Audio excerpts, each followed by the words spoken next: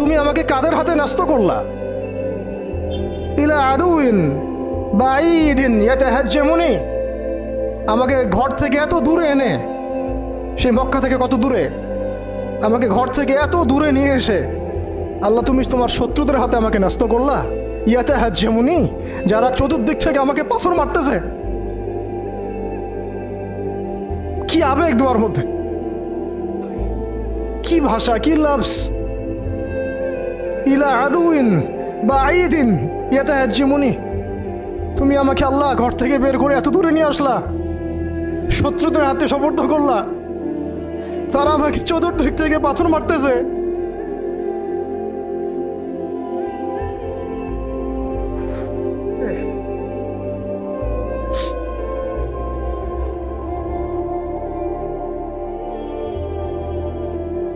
আম্মি লা করিবিন মাল্লাকতাহু আমরি, পরে নবীজি বলছেন আম্মি লা করিব, নাকি আমাকে কাছের মানুষদের হাতে নিয়ে আসছো আল্লাহ?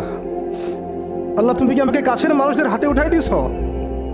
মাল্লাকতাহু আমরি, যারা আমার ভালো মন্দের কাজের মালিক হয়ে গেছে। এইভাবে দোয়া করতে লাগলেন নবী সাল্লাল্লাহু আলাইহি ওয়াসাল্লাম। যায়েদ বিন হারিস রাদিয়াল্লাহু আনহু শামিল আছেন এখানে।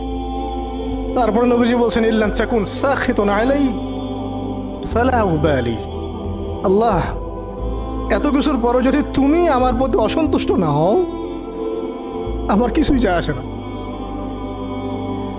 আল্লাহ এত কিছু হয়ে গেল, এরপরে যদি তুমি আমার উপর অসন্তুষ্ট না হও, অন্তত আমার কিছুই যায় আসে না। আলহামদুলিল্লাহ।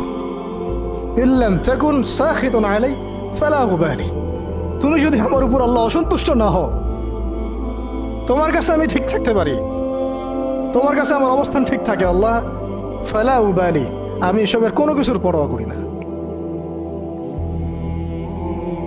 কিভাবে বুঝবেন এই ভাষা শব্দগুলো?